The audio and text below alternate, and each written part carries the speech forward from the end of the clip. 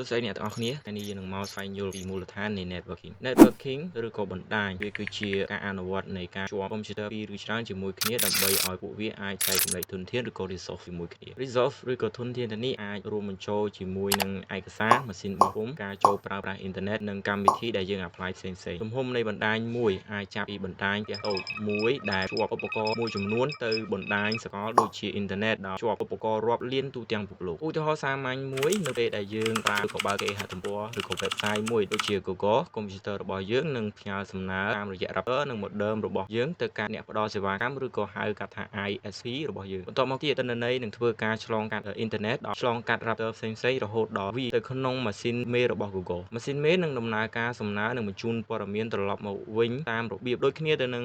កុំព្យូទ័ររបស់យើងតែកម្មវិធី browser របស់យើងនឹងបង្ហាញ web page នោះដំណើរការទាំងមូលនេះរួមមានការប្រើប្រាស់ឧបករណ៍ការតភ្ជាប់ផ្សេងៗនិងបាប់ទំនាក់ទំនងដែលយើងអាចហៅវាថា protocol ជារបៀបដែលបណ្ដាញដំណើរការដើម្បីអនុវត្តកុំឲ្យកុំព្យូទ័រចែករំលែកទិន្នន័យក៏ដូចជាការតភ្ជាប់គ្នាផ្សេងៗមូលដ្ឋានគ្រឹះនៃបណ្ដាញទី1គឺ node គឺជាឧបករណ៍សម្រាប់ភ្ជាប់ទៅបណ្ដាញនេះអាចជាកុំព្យូទ័រម៉ាស៊ីនមេ router កុងតាក់ឬក៏ម៉ាស៊ីនបោះពុម្ពឬក៏ឧបករណ៍ផ្សេងៗដែលមានចំណុចប្រទាក់នឹងបណ្ដាញទី2គឺ link ឬក៏រំណភ្ជាប់គឺជាផ្លូវទំនាក់ទំនងរវាង node ពីរនេះអាចជាខ្សែកាបឧទាហរណ៍ដូចជាខ្សែអ៊ីនធឺណិតឬក៏ការតភ្ជាប់ឥតខ្សែឧទាហរណ៍ដូចជា Wi-Fi ទី3គឺ protocol ឬក៏ពិធីការគឺជាសំណុំនៃច្បាប់ដែលគ្រប់គ្រងពីរបៀបដែលទិន្នន័យត្រូវបានបញ្ជូននិងទទួលតាមបណ្ដាញពួកគេកំណត់ទម្រង់ពេលវេលាលំដាប់លំដោយនិងយន្តការត្រួតពិនិត្យកំហុសសម្រាប់ការទំនាក់ទំនងទី4គឺ bandwidth គឺសំដៅទៅលើចំនួនទិន្នន័យដែលអាចត្រូវបានបញ្ជូនតាមរយៈការជាប់បណ្ដាញនៅក្នុងអំឡុងពេលដែលបានផ្ដល់ឲ្យជាធម្មតាត្រូវបានវាស់ជា bit ក្នុង1វិនាទីទី5គឺ latency គឺជាការពន្យាពេលនៅក្នុងការជេរទិន្នន័យរវាងចំណុចពីរក្នុងបណ្ដាញដែលជារឿយៗត្រូវបានវាស់ជា milli វិនាទីចុងក្រោយគឺ network topologies ដែលសំដៅលើការរៀបចំទៅលើរូបរាងឬក៏ logical arrangement នៃ node និង link នៅក្នុងបណ្ដាញយើងមកនិយាយអំពីរចនាសម្ព័ន្ធនៃបណ្ដាញគឺ network architectures ដែលសំដៅទៅលើការរចនាឬក៏រចនាសម្ព័ន្ធនៃបណ្ដាញកុំព្យូទ័ររបៀបដែលឧបករណ៍ម៉ាស៊ីនមេនិងប្រព័ន្ធត្រូវបានរៀបចំឬក៏ភ្ជាប់នឹងទំនាក់ទំនងគ្នាទៅវិញទៅមកវាកំណត់3របៀបដែលទិន្នន័យត្រូវបានបញ្ចូលនៅក្នុងកុំព្យូទ័រនិងតួនាទីរបស់ឧបករណ៍នីមួយៗនៅក្នុងបណ្ដាញទី1 peer to peer ឬក៏ P2P នៅក្នុងបណ្ដាញ P2P node នីមួយៗមានសមត្ថភាពស្មើគ្នាអាចដើរតួនាទីជាម៉ាស៊ីនភ្ញៀវឬក៏ម៉ាស៊ីនមេ resource ឬក៏ធនធានត្រូវបានចែករំលែកដោយផ្ទាល់រវាង node វាត្រូវបានគេប្រើជាញឹកញាប់នៅក្នុងបណ្ដាញផ្ទះតូចទី2គឺ client server គឺជា server មួយដែលម៉ាស៊ីនមេផ្ដល់នៅ resource និងសេវាកម្មដល់ client node client ស្នើសុំសេវាកម្មពីម៉ាស៊ីនមេដែលដំណើរការសំណើនិងផ្ដល់ទិន្នន័យឬក៏មុខងារចាំបាច់ផ្សេងៗនេះគឺជាស្ថាបត្យកម្មលេចធ្លោសម្រាប់បណ្ដាញទំនើបជាច្រើនទី3គឺ cloud base បណ្ដាញ cloud base គឺប្រើ resource និងសេវាកម្មដែលបង្ហោះនៅក្នុង cloud នេះអនុញ្ញាតឲ្យមានមាតិកាឬក៏ភាពបត់បែននិងការកាត់បន្ថយហេដ្ឋារចនាសម្ព័ន្ធនៅក្នុងបរិវេណយើងមកនិយាយអំពីការរៀបចំនៃបណ្ដាញគឺ network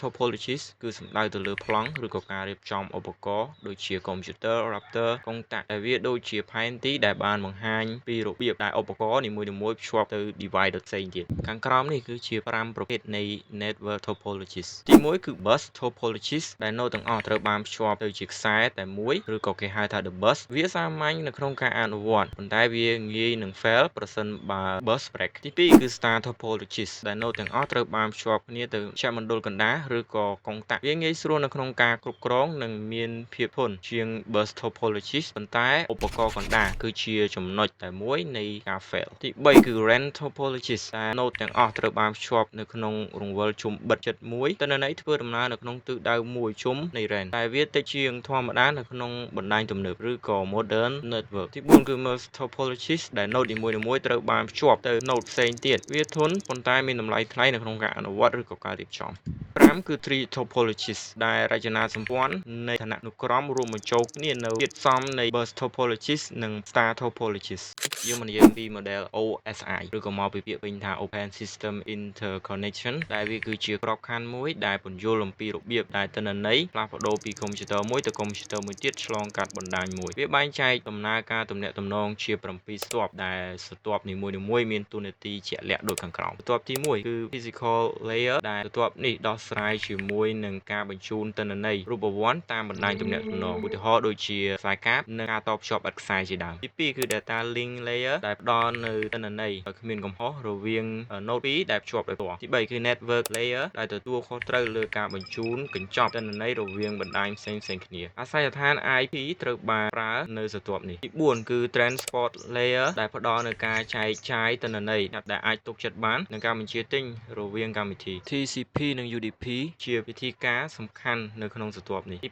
5គឺ session layer ដែលគ្រប់គ្រងការតភ្ជាប់រវាងកម្មវិធីបង្កើតការថែទាំនិងបញ្ចប់វគ្គទី6គឺ presentation layer ដែលដោះស្រាយការធ្វើទ្រង់ទ្រាយនៃទិន្នន័យការ encrypt និងការ decrypt ជាដើមទី7 application layer ដែលផ្ដល់នូវបណ្ដាញដល់កម្មវិធីដូចជា email web browser និងការផ្ទេរឯកសារជាដើមយើងមកនិយាយអំពី key networking protocol ដែលវាគឺជាច្បាប់និងស្តង់ដារដែលកុំព្យូទ័រប្រើប្រាស់ដើម្បីទំនាក់ទំនងគ្នាទៅវិញទៅមកតាមបណ្ដាញពួកវាធ្វើឲ្យប្រាកដថាទិន្នន័យបានផ្ញើទទួលនិងយល់បានត្រឹមត្រូវរវាងឧបករណ៍ផ្សេងៗហើយនេះគឺជា protocol មួយចំនួននៃ networking ទី1គឺ TCP ឬក៏ IP ដែលមកពីពាក្យពេញថា Transmission Control Protocol ឬក៏ Internet Protocol ដែលវាគឺជាមូលដ្ឋាននៃ Internet TCP ផ្ដល់នូវទំនាក់ទំនងដែលអាចទុកចិត្តបាននិងតម្រង់ទិសនៃការតភ្ជាប់ខណៈពេលដែល IP គ្រប់គ្រងអាសយដ្ឋាននិងការកំណត់ផ្លូវទី2គឺ HTTP ឬក៏ HTTPS ដែលមកពីពាក្យពេញថា Hypertext Transfer Protocol ឬក៏ Hypertext Transfer Protocol Secure ប្រើសម្រាប់ទេគេហទំព័រឬក៏ website ដែលមានមាតិកាផ្សេងៗតាមអ៊ីនធឺណិត HTTPS ផ្ដល់នូវទំនាក់ទំនងប្រកបដោយសុវត្ថិភាពតាមរយៈការ encrypt ឬក៏ការបំលែងព័ត៌មានរបស់យើងទៅជាលេខកូដសម្ងាត់ទី3គឺ DNS ដែលមកពីពាក្យពេញថា Domain Name System គឺប្រើសម្រាប់បកប្រែឈ្មោះដែនឧទាហរណ៍ដូចជា google.com ទៅជាអាសយដ្ឋាន IP ទី4គឺ DHCP ដែលមកពីពាក្យពេញថា Image Host Configuration Protocol ដែលវាមាននីតិកំណត់អាសយដ្ឋាន IP និងប៉ារ៉ាម៉ែត្រកំណត់រចនាសម្ព័ន្ធបណ្ដាញផ្សេងៗទៀតដោយស្វ័យប្រវត្តិទៅលើឧបករណ៍ផ្សេងៗទី5គឺ SMTP ឬក៏មកពីពាក្យពេញថា Simple Mode Transfer Protocol ប្រើសម្រាប់ការផ្ញើអ៊ីមែលទី6គឺ POP3 ឬក៏ IMAP ដែលមកពីពាក្យពេញថា Post Office Protocol version 3ឬក៏ Internet Message Access Protocol គឺប្រើសម្រាប់ការទាញយកអ៊ីមែលទី7គឺ FTP ដែលមកពីពាក្យពេញថា File Transfer Protocol ប្រើសម្រាប់ផ្ទេរឯកសាររវាងកុំព្យូទ័រទី8គឺ SSH ឬក៏ Secure Shell ដែលផ្ដល់ការចូលប្រើពីចម្ងាយដោយសុវត្ថិភាពទៅកាន់កុំព្យូទ័រ